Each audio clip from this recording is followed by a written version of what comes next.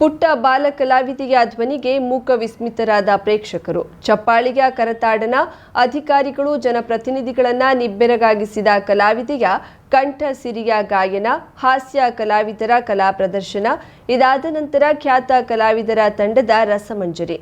ಇದು ಗೋಕರ್ಣ ಉತ್ಸವದ ಕೊನೆಯ ದಿನ ನಡೆದ ಸಾಂಸ್ಕೃತಿಕ ಕಾರ್ಯಕ್ರಮದ ಝಲಕ್. ಶುಕ್ರವಾರ ಸಂಜೆ ವರ್ಲ್ಡ್ ಮಾಸ್ಟರ್ ವೈಣಿಕ ವಿದ್ವಾನ್ ಆರ್.ಕೆ. ಪ್ರಕಾಶ್ ರುದ್ರವೀಣಾ ವಾದನ ಸಂಗೀತ ಕಡಲಲ್ಲಿ ತೇಲಿಸಿದ್ರೆ, ನಂತರ ಖ್ಯಾತ ಬಾಲಗಾಯಕಿ ದಿಯಾ ಹೆಗಡೆಯ ಕಂಠಸಿರಿಯ ಹಾಡಿನ ಮೋಡಿ ನೆರೆದಿದ್ದ ಜನರ ಮನರಂಜಿಸಿತು.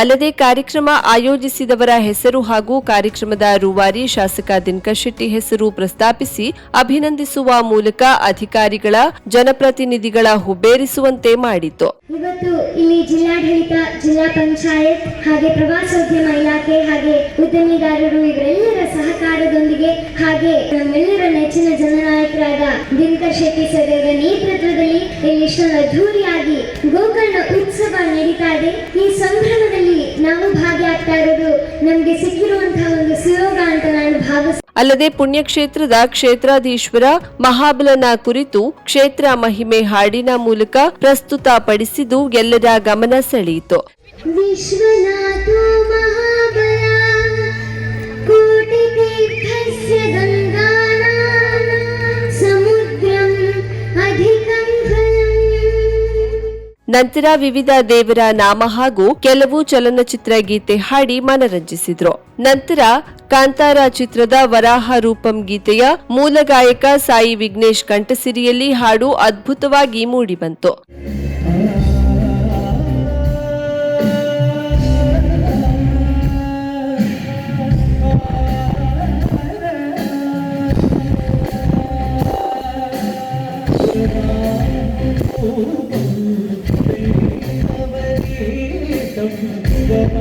ಕಾಮಿಡಿ ಕಿಲಾಡಿಗಳು ಕಲಾವಿದರ ತಂಡದ ಹಾಸ್ಯ ಚಟಾಕಿ ಮನೋಜ್ಞವಾಗಿ ಮೂಡಿಬಂದು ಜನರನ್ನ ನಗೆಗಡಲಲ್ಲಿ ತೇಲಿಸಿತು. ನಂಗೂ ನೋಡ್ಕೊಳ್ಳಕ ಆಸೆ, ಅವ್ರು ಬಿಡಲ್ಲ. ನಾನ್ ಹೇಳ್ತಿರೋದು ನನ್ನ ನೋಡ್ಕೊಳ್ಳಿ ಅಂತ. ನಿನ್ನ ಹೆಂಗ್ ನೋಡ್ಕೋಬೇಕು? ಅವ್ರವ್ರ ಹೆಂಡತಿನ ದಿನಾಲು ಹೂನಲ್ಲೇ ಮುಳುಗಿಸಿ ಹೂನಲ್ಲೇ ಸ್ನಾನ ಮಾಡಿಸ್ತಾರೆ. ನೀವ್ ಯಾವತ್ತಾರ ಒಂದಿನ ತರ ಮಾಡಿದ್ದೀರಾ? ಈಗ ಪಕ್ಕದ ಮನೆ ರಮೇಶ್ ಅನ್ನ ಅವ್ರ ಹೆಂಡತಿನ ದಿನಾಲು ಹೂನಲ್ಲೇ ಖ್ಯಾತ ಗಾಯಕ ರವಿ ಮೂರೂರ್, ಸಂದೇಶ್ ನಿರ್ಮಾರ್ಗ, ವಸುಶ್ರೀ ಹಳೆಮನೆ ಇನ್ನಿತರ ಕಲಾವಿದರ ರಸಮಂಜರಿ. ಮಂಗಳೂರಿನ ನೃತ್ಯ ತಂಡದ ನೃತ್ಯ ಬಹು ಆಕರ್ಷಕವಾಗಿತ್ತು.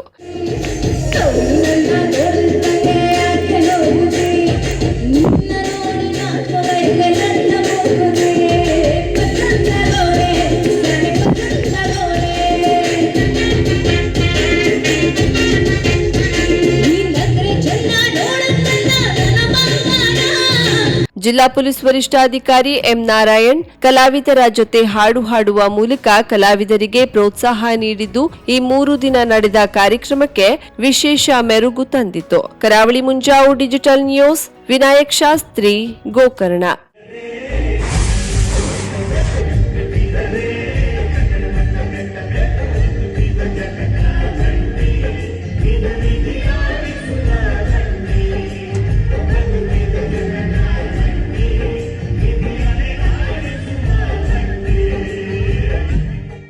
ದ್ವಿತೀಯ ಪಿಯುಸಿ ಪರೀಕ್ಷೆ ಗುರುವಾರ ಸುಗಮವಾಗಿ ಆರಂಭಗೊಂಡಿದ್ದು ಮೊದಲ ದಿನದ ಪರೀಕ್ಷೆಗೆ 96.59% ವಿದ್ಯಾರ್ಥಿಗಳು ಹಾಜರಾಗಿದ್ದಾರೆ. ಎಲ್ಲೂ ಗೊಂದಲ ಗೋಜಲು ಇಲ್ಲದೆ 2 ಕೇಂದ್ರಗಳಲ್ಲೂ ಸುಸೂತ್ರವಾಗಿ ಪರೀಕ್ಷೆ ನಡೆದಿದೆ. ಮೊದಲ ದಿನ ಕನ್ನಡ ಪರೀಕ್ಷೆ ನಡೆದವು. ಈ ಪರೀಕ್ಷೆಗೆ ನೋಂದಾಯಿಸಿದ್ದ 734 ವಿದ್ಯಾರ್ಥಿಗಳ ಪೈಕಿ 709 ಮಂದಿ ಹಾಜರಾಗಿ ಪರೀಕ್ಷೆ ಬರೆದರು. ಉಳಿದ 25 ವಿದ್ಯಾರ್ಥಿಗಳು ಗೈರು ಹಾಜರಾಗಿದ್ದಾರೆ. ಉಳಿದಂತೆ ಎಲ್ಲಾ ಕೇಂದ್ರಗಳಲ್ಲೂ ನಿಗದಿತ ಸಮಯಕ್ಕೆ ಸರಿಯಾಗಿ ವಿದ್ಯಾರ್ಥಿಗಳು ಹಾಜರಾಗಿ ಯಶಸ್ವಿಯಾಗಿ ಪರೀಕ್ಷೆ ಎದುರಿಸಿದ್ದಾರೆ. ಪರೀಕ್ಷೆ ಬಳಿಕ ಖುಷಿಯಾಗಿ ಹೊರಬಂದ ವಿದ್ಯಾರ್ಥಿಗಳು ಕನ್ನಡ ಭಾಷಾ ವಿಷಯದ ಪ್ರಶ್ನೆ ಪತ್ರಿಕೆಯು ಬಹಳ ಸರಳವಾಗಿತ್ತು. ಬಹು ಆಯ್ಕೆ ಮಾದರಿ ಪ್ರಶ್ನೆಗಳನ್ನ ಹೆಚ್ಚು ನೀಡಲಾಗಿತ್ತು. 20 ಅಂಕಗಳಿಗೆ ಇದ್ದ ಎಲ್ಲಾ ಪ್ರಶ್ನೆಗಳು ಸುಲಭವಾಗಿ ಉತ್ತರ ಹುಡುಕುವಂತಿದ್ದವು. 2 ಅಂಕದ ಪ್ರಶ್ನೆಗಳನ್ನು ಅಷ್ಟೇ ಸುಲಭವಾಗಿ ಕೇಳಲಾಗಿತ್ತು ಎಂದು ವಿದ್ಯಾರ್ಥಿಗಳಾದ ವರ್ಷಾ, ಉದಯ್, ಫಕೀರ್ ವ್ಯಕ್ತಪಡಿಸಿದ್ರು. ವಿವರಣಾತ್ಮಕ ಉತ್ತರಗಳನ್ನು ಬರೆಯಲು ಹೆಚ್ಚು ಸಮಯ ಬೇಕಾಗುತ್ತದೆ. ಇದರಿಂದ ಎಲ್ಲಾ ಪ್ರಶ್ನೆಗಳಿಗೂ ಉತ್ತರ ಬರೆಯಲು ಕಷ್ಟವಾಗ್ತಿತ್ತು. ಆದರೆ ಶಿಕ್ಷಣ ಇಲಾಖೆಯು ಈ ಬಾರಿಯಿಂದ ಅಂತಹ ಪ್ರಶ್ನೆಗಳನ್ನ ಕಡಿತಗೊಳಿಸಿರುವುದು ವಿದ್ಯಾರ್ಥಿ ಸ್ನೇಹಿ ನಿರ್ಧಾರವಾಗಿದೆ. ನಾವು MCQ ಮಾದರಿ ಪ್ರಯತ್ನಿಸುತ್ತಿರುವ ಮೊದಲ ಬ್ಯಾಚ್ ಆಗಿದ್ದು, ಮುಂದೆ ಇದರಿಂದ ಸ್ಪರ್ಧಾತ್ಮಕ ಪರೀಕ್ಷೆಗೆ ಅನುಕೂಲವಾಗಲಿದೆ ಎಂದು ವಿದ್ಯಾರ್ಥಿ ಗುರುಕಿರಣ್ ಹೇಳಿದರು. ಇವತ್ತಿನ ವಿಷಯ ಕನ್ನಡ ವಿಷಯ. ಕನ್ನಡ ಪರೀಕ್ಷೆಯಲ್ಲಿ ನಾವು ಚೆನ್ನಾಗಿ ಬರೆದಿದ್ದೇವೆ. ಕ್ವಶನ್ ಪೇಪರ್ ಅಂತೂ ತುಂಬಾ ಈಸಿ ಇತ್ತು. ತುಂಬಾ ಸ್ಟ್ರಿಕ್ಟ್ ಆಗಿ ಎಕ್ಸಾಮ್ ನಡೆಸಿದ್ರು. ನಾವು ಫಲಿತಾಂಶವನ್ನು ಕಾಯುವ ನಿರೀಕ್ಷೆಯಲ್ಲಿದ್ದೇವೆ ಅಷ್ಟೇ. ಬಯಸುವಂತಹ ಈ ಪೇಪರ್ ಯಾವುದೇ ಕ್ವಶನಲ್ಲಿ ಟ್ವಿಸ್ಟ್ ಇಲ್ಲ, ಆದರೂ ಟ್ವಿಸ್ಟ್ ಇತ್ತು. 20% ಟ್ವಿಸ್ಟ್ ಕ್ವಶನ್ಗಳು. ಕನ್ನಡ ಎಕ್ಸಾಮ್ ಇತ್ತು. ಗೊಂದಲಮಯವಾದ ಯಾವುದೇ ಪ್ರಶ್ನೆಗಳಿದ್ದರಿಂದ ವಿದ್ಯಾರ್ಥಿಗಳು ಉತ್ತರಿಸುವಂಥ ಪ್ರಶ್ನೆಗಳನ್ನು ಬೋರ್ಡ್ನವರು ಪ್ರಶ್ನೆ ಪತ್ರಿಕೆಯಲ್ಲಿ ಪ್ರಥಮ ಭಾಷೆಯಾದ ಕನ್ನಡ ಇವತ್ತು 80ಕ್ಕೆ 80 ತೆಗೆಯುವಂಥ ಪ್ರಶ್ನೆ ಪತ್ರಿಕೆ ಇತ್ತು. ವಿದ್ಯಾರ್ಥಿಗಳು ಹೆಚ್ಚಿನ ಅಂಕಗಳನ್ನು ಪಡೆಯಲು ಇದು ಅತ್ಯವಶ್ಯಕವಾದ ಪ್ರಶ್ನೆಯಾಗಿತ್ತು. ಉತ್ತರ ಕನ್ನಡ ಜಿಲ್ಲೆಯಲ್ಲಿ ಸೂಪರ್ ಸ್ಪೆಷಾಲಿಟಿ ಆಸ್ಪತ್ರೆ ನಿರ್ಮಾಣಕ್ಕೆ ಎಲ್ಲ ಸೌಲಭ್ಯ ಒದಗಿಸಲು ಸರ್ಕಾರ ಬದ್ಧವಾಗಿದೆ. ಆದರೆ ತಜ್ಞ ವೈದ್ಯರ ಕೊರತೆ ಬಹುದೊಡ್ಡ ಸಮಸ್ಯೆಯಾಗಿ ಪರಿಣಮಿಸಿದೆ ಎಂದು ವೈದ್ಯಕೀಯ ಶಿಕ್ಷಣ ಇಲಾಖೆ ಸಚಿವ ಡಾಕ್ಟರ್ ಶರಣ್ ಪ್ರಕಾಶ್ ಪಾಟೀಲ್ ಹೇಳಿದ್ದಾರೆ. ಕಾರವಾರ ನಗರದ ವೈದ್ಯಕೀಯ ವಿಜ್ಞಾನ ಸಂಸ್ಥೆಯಲ್ಲಿ ಪತ್ರಿಕಾಗೋಷ್ಠಿ ನಡೆಸಿ ಮಾತನಾಡುತ್ತಿದ್ದ ಅವರು, ಬಡಜನರಿಗೆ ಉತ್ತಮ ಆರೋಗ್ಯ ಸೇವೆ ಕಲ್ಪಿಸುವ ನಿಟ್ಟಿನಲ್ಲಿ ರಾಜ್ಯದ ಕೆಲವಷ್ಟು ಜಿಲ್ಲೆಗಳಲ್ಲಿ ಸೂಪರ್ ಸ್ಪೆಷಾಲಿಟಿ ಆಸ್ಪತ್ರೆಗಳು ತೀರಾ ಅಗತ್ಯವಾಗಿದೆ. ಕ್ಯಾನ್ಸರ್, ಹೃದಯ ರೋಗಕ್ಕೆ ಬಡಜನರು ಚಿಕಿತ್ಸೆ ಪಡೆಯುವುದು ದುಬಾರಿ. ಈ ನಿಟ್ಟಿನಲ್ಲಿ ಬಡಜನರಿಗೆ ಉಚಿತ ಸೇವೆ ಕಲ್ಪಿಸಲು, ಉತ್ತಮ ಆರೋಗ್ಯ ಸೇವೆ ನೀಡಲು ಸರ್ಕಾರ ಹಲವು ಕ್ರಮಗಳನ್ನು ಕೈಗೊಳ್ಳುತ್ತಿದೆ. ಆದರೆ ಉತ್ತರ ಕನ್ನಡ ಜಿಲ್ಲೆಯಲ್ಲಿ ಸೂಪರ್ ಸ್ಪೆಷಾಲಿಟಿ ಆಸ್ಪತ್ರೆ ನಿರ್ಮಾಣ ಮಾಡಲು ನಾನೇ ನಿರ್ಧಾರ ತೆಗೆದುಕೊಳ್ಳಲು ಸಾಧ್ಯವಿಲ್ಲ. ಈ ಬಗ್ಗೆ ಕ್ರಮ ಕೈಗೊಳ್ಳಲು ಮುಖ್ಯಮಂತ್ರಿ ಅವರೊಂದಿಗೆ ಚರ್ಚೆ ನಡೆಸಿ ಆಸ್ಪತ್ರೆ ನಿರ್ಮಾಣದ ನಿಟ್ಟಿನಲ್ಲಿ ಪ್ರಾಮಾಣಿಕ ಪ್ರಯತ್ನಗಳನ್ನ ಮಾಡ್ತೇನೆ ಎಂದರು. ಈ ವರ್ಷ ಮಾಡ್ತೀವಿ ಕೆಲವೊಂದು, ಮತ್ತೆ ಎಲ್ಲೆಲ್ಲಿ ನಾವು ಮಾಡಕ್ ಆಗೋದಿಲ್ಲ ಅಲ್ಲಿ PPP ಮಾಡೆಲ್ ಅಲ್ಲಿ ನಾವು ಮೆಡಿಕಲ್ ಗವರ್ಮೆಂಟ್ ಮತ್ತೆ ಪ್ರೈವೇಟ್ ಪಾರ್ಟಿಸಿಪೇಷನ್ ಅಲ್ಲಿ ಮಾಡ್ತಕ್ಕಂಥದಕ್ಕೆ ನಾವು ಮುಂದಾಗ್ತಾ ಇದೀವಿ. ಅಂದ್ರೆ ಪಬ್ಲಿಕ್ ಪ್ರೈವೇಟ್ ಪಾರ್ಟಿಸಿಪೇಷನ್ ಅಲ್ಲಿ ಎಲ್ಲೆಲ್ಲಿ ಮಾಡಕ್ ಸಾಧ್ಯ ಇದೆ ಅದನ್ನು ಕೂಡ ಮಾಡ್ಬೇಕು ಅಂತಕ್ಕಂಥದ್ದನ್ನು ಕೂಡ ನಮ್ಮ ಉದ್ದೇಶ ಇದೆ. ಅದಾದ್ಮೇಲೆ ನಿಮ್ಗೆ ಗೊತ್ತಿರಾಗ ನಮ್ಮಲ್ಲಿ ನನ್ನ ಹತ್ರ ಇನ್ನೊಂದು ಇಲಾಖೆ ಇದೆ, ಕೌಶಲ್ಯಾಭಿವೃದ್ಧಿ ಇಲಾಖೆಯಲ್ಲೂ ಕೂಡ ನಾವು ಹೊಸದಾಗಿ ಕೆಲವೊಂದು ಮಾಡ್ತಕ್ಕಂಥ ಪ್ರಯತ್ನ ಮಾಡ್ತಾ ಇದ್ದೀವಿ. ನಾವು ಯುವ ನಿಧಿ ಕಾರ್ಯಕ್ರಮದ ಅಡಿಯಲ್ಲಿ ನಮ್ಮ ಒನ್ ಆಫ್ ದ ಗ್ಯಾರಂಟೀಸ್ ಯುವ ನಿಧಿ ಇದೆ. ಆ ಯುವ ನಿಧಿಯಲ್ಲಿ 2 ಲಕ್ಷ ಸುಮಾರು 2 ಲಕ್ಷ ಗ್ರಾಜುಯೇಟ್ಸ್ ಎನ್ರೋಲ್ ಮಾಡಿದ್ದಾರೆ. 2 ಲಕ್ಷ ಅವ್ರಿಗೆ ನಾವು ಅನ್ಎಂಪ್ಲಾಯ್ಮೆಂಟ್ ಅಲವೆನ್ಸ್ ನಾವು ಯಾವ ರೀತಿ ಜನರಿಗೆ ಮಾತು ಕೊಟ್ಟಿದ್ವಿ, ಅನ್ಎಂಪ್ಲಾಯ್ಮೆಂಟ್ ಅಲವೆನ್ಸ್ ಕೊಡ್ತೀವಿ. ಡಿಗ್ರಿ ಹೋಲ್ಡರ್ಗೆ 3000, ಡಿಪ್ಲೊಮಾ ಹೋಲ್ಡರ್ಗೆ 1500 ಅವ್ರಿಗೆ ಕೊಡ್ತಾ ಇದ್ವಿ ನಾವು. ಅದ್ರ ಜೊತೆಯಲ್ಲಿ ಅವ್ರಿಗೆ ಅಡಿಷನಲ್ ಎಂಪ್ಲಾಯಬಲ್ ಸ್ಕಿಲ್ ಅನ್ನು ಕೊಟ್ಟು ಅವ್ರಿಗೆ ಪ್ಲೇಸ್ಮೆಂಟ್ ಕೊಡಿಸೋದಕ್ಕೂ ಕೂಡ ನಾವು ಪ್ರಯತ್ನ ಮಾಡ್ತಾ ಇದ್ದೀವಿ. ಇದರ ಒಂದು ಪ್ರಯುಕ್ತ ನಾವು ರಾಜ್ಯಾದ್ಯಂತ ನಾವು ಉದ್ಯೋಗ ಮೇಳಗಳನ್ನು ಮಾಡ್ತಾ ಇದ್ದೀವಿ. ಮತ್ತು ವಿದೇಶದಿಂದನೂ ಕೂಡ ಬಹಳಷ್ಟು ನಮಗೆ ಬೇಡಿಕೆ ಬರ್ತಾ ಇದೆ, ಎಸ್ಪೆಷಲಿ ನರ್ಸಿಂಗ್ ಕೋರ್ಸಸ್ ಅಲ್ಲಿ ಮತ್ತು ಬೇರೆ ಬೇರೆ ಕೋರ್ಸ್ ಅಲ್ಲಿ ವಿದೇಶದಲ್ಲೂ ಕೂಡ ಇವತ್ತು ಅವಕಾಶ ಇದೆ. ನಮ್ಮ ಕರ್ನಾಟಕ ರಾಜ್ಯದ ಯುವಕರು ಅವ್ರಿಗೆ ಒಳ್ಳೆ ಕೌಶಲ್ಯ ಇದೆ ಅಂತ ಹೇಳಿ ಇದು ಬೇರೆ ಬೇರೆ ಕಡೆಯಿಂದ ಬರ್ತಾ ಇದ್ದಾರೆ. ಅದಕ್ಕೆ ನಾವು trying to give future skills. ಯಾಕಂದ್ರೆ 4-5 ವರ್ಷದಲ್ಲಿ demography of skill will change. Karwar remote ಪ್ರದೇಶವಾಗಿರೋದ್ರಿಂದ ರೋಗಿಗಳು ಅಷ್ಟೇ ಪರದಾಡುವುದಲ್ಲ, ತಜ್ಞ ವೈದ್ಯರು ಸಹ ಜಿಲ್ಲೆಗೆ ಬರಲು ಹಿಂದೇಟು ಹಾಕ್ತಿದ್ದಾರೆ. ಎಲ್ಲಾ ಸೌಲಭ್ಯ ನೀಡಿದ್ದರೂ ತಜ್ಞ ವೈದ್ಯರು ಜಿಲ್ಲೆಗೆ ಬರಲು ಆಸಕ್ತಿ ತೋರ್ತಿಲ್ಲ. ಈಗಾಗಲೇ ರಾಜ್ಯದ ಯಾವ ವೈದ್ಯಕೀಯ ಕಾಲೇಜಿನಲ್ಲೂ ಕರೆಯದಷ್ಟು ಈ ಬಾರಿ 8ರಿಂದ 10 ತಜ್ಞ ವೈದ್ಯರ ಹುದ್ದೆಗಳಿಗೆ ಅರ್ಜಿ ಕರೆದಲ್ಲಿ ಒಂದಿಬ್ಬರು ಬಂದಿದ್ದಾರೆ. ಸೂಕ್ತ ವ್ಯವಸ್ಥೆ ಕೊರತೆ ಇರೋದ್ರಿಂದ ಸಮಸ್ಯೆಯಾಗಿದೆ ಎಂದರು. ಸೂಪರ್ ಸ್ಪೆಷಾಲಿಟಿ ಕಾಲ್ಫಾರ್ ಮಾಡಿಸಿದ್ದೆ ನಾನು. ಅದಕ್ಕೆ ಕಾಲ್ಫಾರ್ ಮಾಡಿದಾಗ ಇಬ್ಬರೇ ಜಾಯ್ನ್ ಆಗಕ್ಕೆ ಮುಂದೆ ಬಂದಿದ್ರು.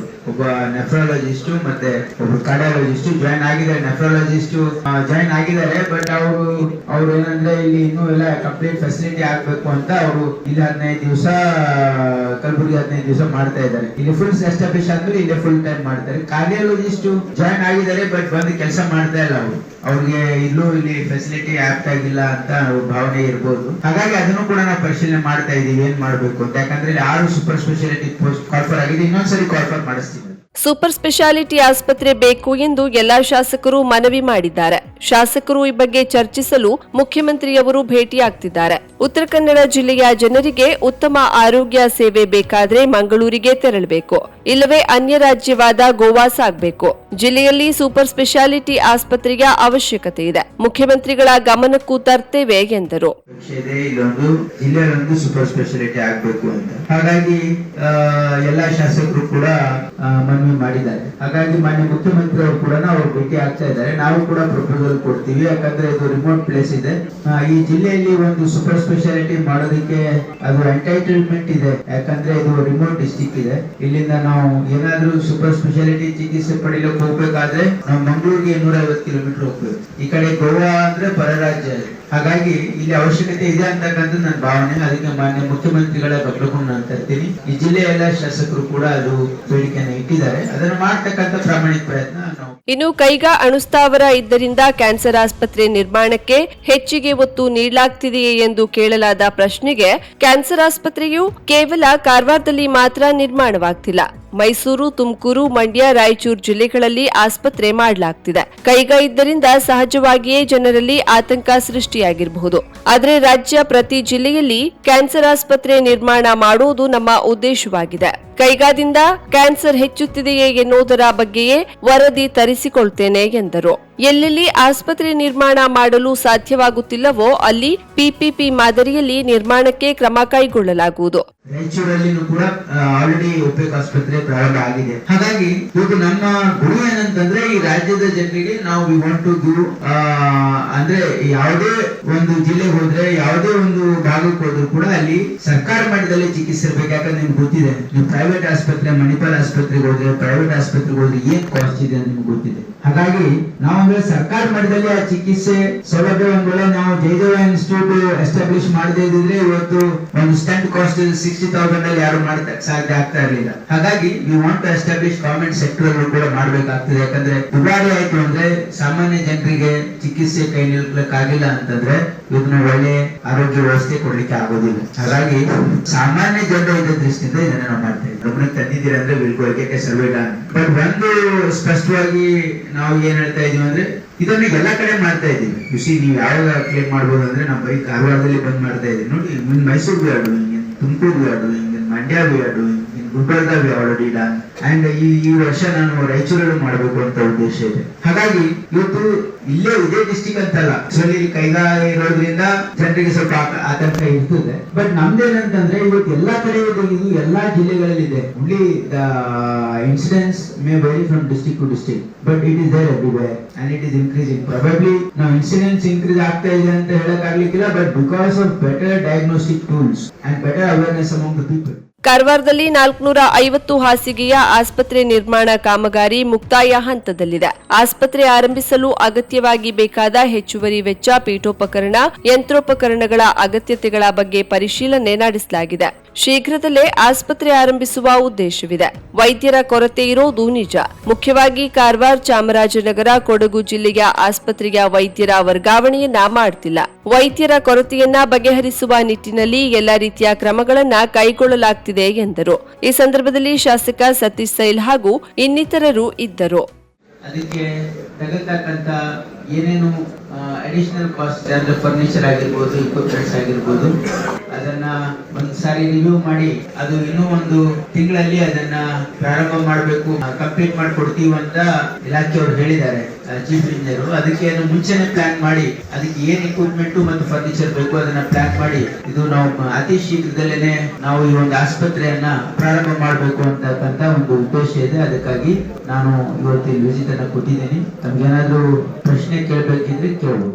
ದಲಿತರ ಪರ ಎಂದು ಹೇಳಿಕೊಳ್ಳುವ ದಲಿತ ನಾಯಕ ಸಿದ್ದರಾಮಯ್ಯ ದಲಿತರ ಅಭಿವೃದ್ಧಿಗೆ ಮೀಸಲಿಟ್ಟ ಹಣವನ್ನ ಗ್ಯಾರಂಟಿಗೆ ಬಳಸಿಕೊಳ್ಳುವ ಮೂಲಕ ದಲಿತರ ತಟ್ಟೆಗೆ ಹಾಕಿದ ಅನ್ನವನ್ನ ಕಿತ್ತುಕೊಳ್ಳುವಂತಹ ಅನ್ಯಾಯ ಮಾಡಿದ್ದಾರೆ ಎಂದು ಬಿಜೆಪಿ ರಾಜ್ಯ ವಕ್ತಾರ ವೆಂಕಟೇಶ್ ದೊಡ್ಡೇರಿ ಆರೋಪಿಸಿದರು.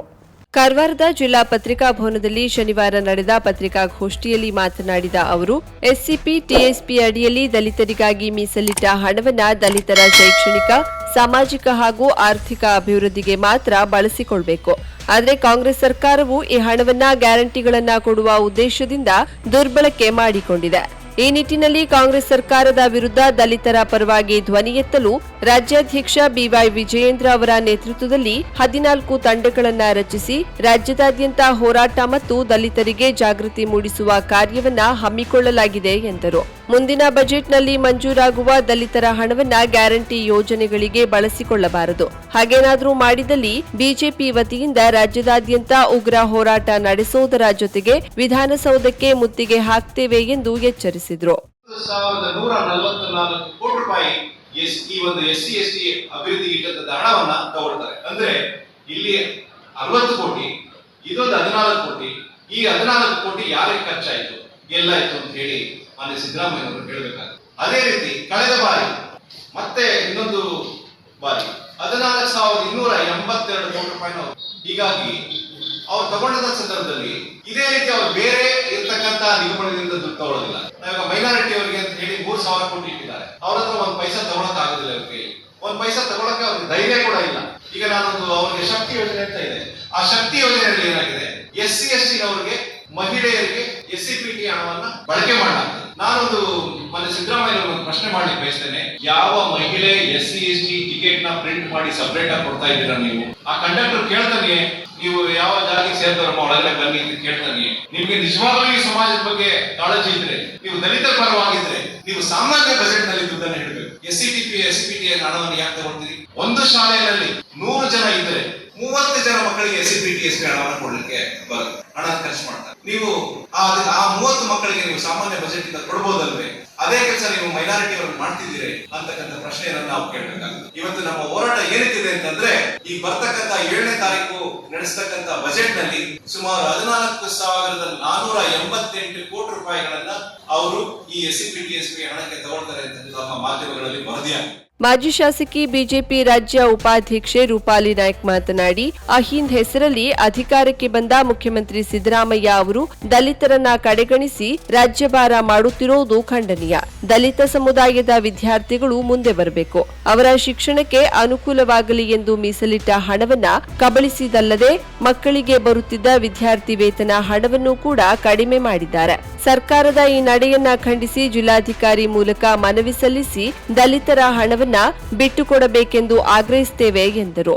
SC ST ಅವರಿಗೆ ಮೊದಲನೇದಾಗಿ ಅವರಿಗೆ ಮನೆಯನ್ನು ಕೊಡ್ತಾ ಇರುವಂತದ್ದು, ಮತ್ತೆ ಹೆಚ್ಚಿನ ಸಂಖ್ಯೆಗೆ ಅವರಿಗೆ ಹಣವನ್ನ ಏನು ಜಾಸ್ತಿಯಾಗಿ ಇರಬೇಕು ಅನ್ನೋದು ನಾವು ಹಿಂದಿನಿಂದಲೂ ಕೂಡ ಅದನ್ನು ಅಳವಡಿಸಿಕೊಂಡು ಬಂದಿರುವಂತದ್ದು. ಆದ್ರೆ ಇಂಥ ಒಂದು ಹೆಸರಿನಲ್ಲಿ ಬಂದಿರುವಂತಹ ಈ ನಮ್ಮ ರಾಜ್ಯದ ಮುಖ್ಯಮಂತ್ರಿಗಳು ಸಿದ್ದರಾಮಯ್ಯ ಸರ್ ಅವರು ದಲಿತರನ್ನ ಕಡೆಗಣಿಸಿ ದಲಿತರಿಗೆ ಕೊಟ್ಟಂತ ಮಾತೆತ್ತಿದರೆ ಸಂವಿಧಾನ ಅಂತ ಹೇಳುವವರು ಇವತ್ತು SC ST ಸಮುದಾಯಕ್ಕೆ ಮೀಸಲಾಗಿದ್ದ ಹಣವನ್ನ ಇವತ್ತು ದುರ್ಬಳಕೆಗಿಂತ ಅವರು ಗ್ಯಾರಂಟಿಗಳನ್ನು ಕೊಡುವಂತ ನಿಟ್ಟಿನಲ್ಲಿ ದುರ್ಬಳಕೆ ಕೂಡ ಮಾಡ್ತಾ ಇದ್ದಾರೆ. ಬಹಳ ಅನ್ಯಾಯ ಅಂತ ನಾವು ಇದನ್ನ ಖಂಡಿಸಿ ರಾಜ್ಯಾಧ್ಯಕ್ಷರಾದಂತ ನಮ್ಮ ವಿಜೇಂದ್ರ ಸರ್ ಅವರ ನೇತೃತ್ವದಲ್ಲಿ ಇಡೀ ರಾಜ್ಯದಿಂದ ನಮ್ಮ ಅನೇಕ ಟೀಮ್ಗಳನ್ನು ಮಾಡಿ ಇವತ್ತು ವೆಂಕಟೇಶ್ ದೊಡ್ಡೇರಿ ಸರ್ ಅವರು ನಮ್ಮ ಉತ್ತರ ಕನ್ನಡ ಜಿಲ್ಲೆಗೆ ಅವರು ಇವತ್ತು ಆಗಮಿಸಿ ಪ್ರೆಸ್ ಮೀಟ್ ಅನ್ನು ಮಾಡ್ತಾ ಇರುವಂತದ್ದು. ಧನ್ಯವಾದಗಳು ಸರ್. ನಾವು SC ST ವರ್ಗದವರು ಬಹಳಷ್ಟು ಜನ ನಮ್ಮ ವೇದಿಕೆ ಮೇಲಿದ್ದಾರೆ, ಮುಂದ್ಗಡೆಗೂ ಕೂತ್ಕೊಂಡಿದ್ದಾರೆ. ನಾವು ಎಚ್ಚೆತ್ತುಕೊಳ್ಳದೆ ಇದ್ರೆ ಸಂವಿಧಾನದ ಅಡಿಯಲ್ಲಿ ನಮ್ಗೇನು ಸಂವಿಧಾನ ಬಾಬಾ ಅಂಬೇಡ್ಕರ್ ಸರ್ ಅವರು ಸಂವಿಧಾನದಲ್ಲಿ ಏನೇನು ಯಾರ್ಯಾರಿಗೆ, ಮಹಿಳೆಯರಿಗಾಗಲಿ, ಶೋಷಿತರಿಗೆ, ದಲಿತರಿಗೆ ಈ ರೀತಿಯಾಗಿ ಹಣವನ್ನು ಮೀಸಲಾಕೊಂಡು ಇಡಬೇಕು ಅಂತ ಸಂವಿಧಾನನೇ ಹೇಳ್ತಾ ಇರ್ಬೇಕಾದ್ರೆ ಸಂವಿಧಾನನ ತಿದ್ದುಕೊಂಡು ಅವರಿಗೆ ಕೊಟ್ಟಿರುವಂತ ಹಣವನ್ನು ಈ ರೀತಿಯಾಗಿ ದುರ್ಬಳಕೆ, ಏಕಾಏಕಿ ಓಪನ್ ಆಗಿ ದುರ್ಬಳಕೆ ಮಾಡ್ತಾ ಇದ್ದಾರೆ. ವಿಧಾನ ಪರಿಷತ್ ಸದಸ್ಯ ಗಣಪತಿ ಉಳ್ವೇಕರ್ ಮಾತನಾಡಿ, ರಾಜ್ಯ ಸರ್ಕಾರವು ಬಜೆಟ್ ಘೋಷಣೆ ಮೊದಲು ಪರಿಶಿಷ್ಟರಿಗೆ ಮೀಸಲಿಟ್ಟ ಹಣವನ್ನ ವಾಪಸ್ಸಿಡಬೇಕು, ಇಲ್ಲವಾದಲ್ಲಿ ಉಗ್ರ ಹೋರಾಟ ನಡೆಸಿ ದಲಿತರಿಗೆ ನ್ಯಾಯ ಒದಗಿಸುತ್ತೇವೆ ಎಂದರು. ಬಿಜೆಪಿ ರಾಜ್ಯ ಮಾಧ್ಯಮ ವಕ್ತಾರ ಹರಿಪ್ರಕಾಶ್ ಕೋಣೆಮನೆ, ನಗರಸಭೆಯ ಅಧ್ಯಕ್ಷ ರವಿರಾಜ್ ಅಂಕೋಲೇಕರ್, ಬಿಜೆಪಿ ಜಿಲ್ಲಾ ಘಟಕದ ಅಧ್ಯಕ್ಷ NS Hegde, Ashok Chalwadi, LT Patil, SC Morcha ಅಧ್ಯಕ್ಷ ನಂದನ್ ಬೋರ್ಕರ್, OBC ಮೋರ್ಚಾದ ರಾಜೇಂದ್ರ ನಾಯ್ಕ್, ಮಂಜುನಾಥ್ ಮೀಸೆ, ST ಮೋರ್ಚಾದ ರಾಜ್ಯ ಕಾರ್ಯದರ್ಶಿ ಸಂತೋಷ್ ತಳವಾರ್, ವೀಣಾ ಸಿದ್ದಿ ಹಾಗೂ ಇತರ ಪದಾಧಿಕಾರಿಗಳು ಇದ್ದರು. ಮಿಲನ್ ಎಂಟರ್ಪ್ರೈಸಸ್ ಬೃಹತ್ ಎಲೆಕ್ಟ್ರಾನಿಕ್ ಹಾಗೂ ಫರ್ನಿಚರ್ ಮಳಿಗೆ. ಉತ್ತರ ಕನ್ನಡ ಜಿಲ್ಲೆಯಲ್ಲೇ ಅತಿ ಹೆಚ್ಚು ಮಳಿಗೆಗಳನ್ನು ಹೊಂದಿರುವ, ಅತಿ ಹೆಚ್ಚು ಸಂತೃಪ್ತ ಗ್ರಾಹಕರನ್ನ ಹೊಂದಿರುವ ಮೂಲಕ ಹೆಗ್ಗಳಿಕೆಗೆ ಪಾತ್ರವಾಗಿರುವ ಏಕೈಕ ಸಂಸ್ಥೆ ಮಿಲನ್ ಎಂಟರ್ಪ್ರೈಸಸ್. ನಮ್ಮ ಮಳಿಗೆಗಳಲ್ಲಿ ಪ್ರಸಿದ್ಧ ಕಂಪನಿಗಳ electronic refrigerator, washing machine, LED TV, ಎಸಿಗಳು ಲಭ್ಯ.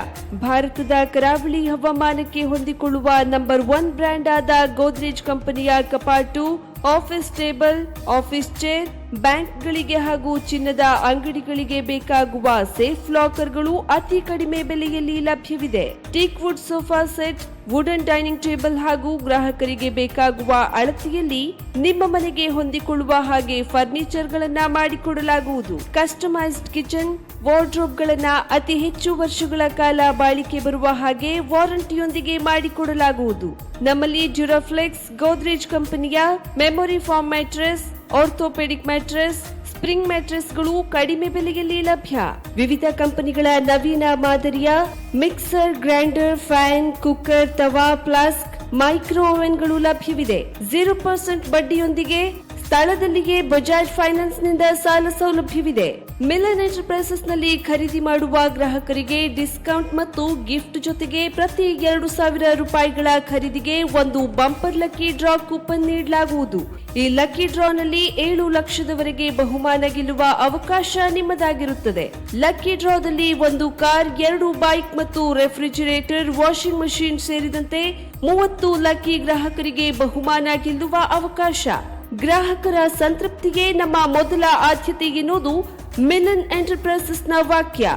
ಉತ್ತರ ಕನ್ನಡ ಜಿಲ್ಲೆಯ ನಮ್ಮ ಶೋರೂಮ್ಗಳಾದ old Mahalakshmi super market, Mulla stop ಹತ್ತಿರ, ಕಾಜುಬಾಗ್, ಕಾರವಾರ, ಅಗ್ರಿಕಲ್ಚರ್ ಆಫೀಸ್ ಎದುರುಗಡೆ, ಮಾಸ್ತಿಕಟ್ಟೆ ರೋಡ್, ಹೊನ್ನಾವರ, ಸೀಮಾ ಕಾಂಪ್ಲೆಕ್ಸ್ ಹತ್ತಿರ, Moni Basti main road, Bhatkal, Indian bank ಎದುರು, CP Bazar road, Sirsi, JS building, JN road, Dandeli, KS building, Motikeri road, Haliyal. ಇಲ್ಲಿಗೆ ತಪ್ಪದೇ ಭೇಟಿ ನೀಡಿ ಸಂತೃಪ್ತರಾಗಿ.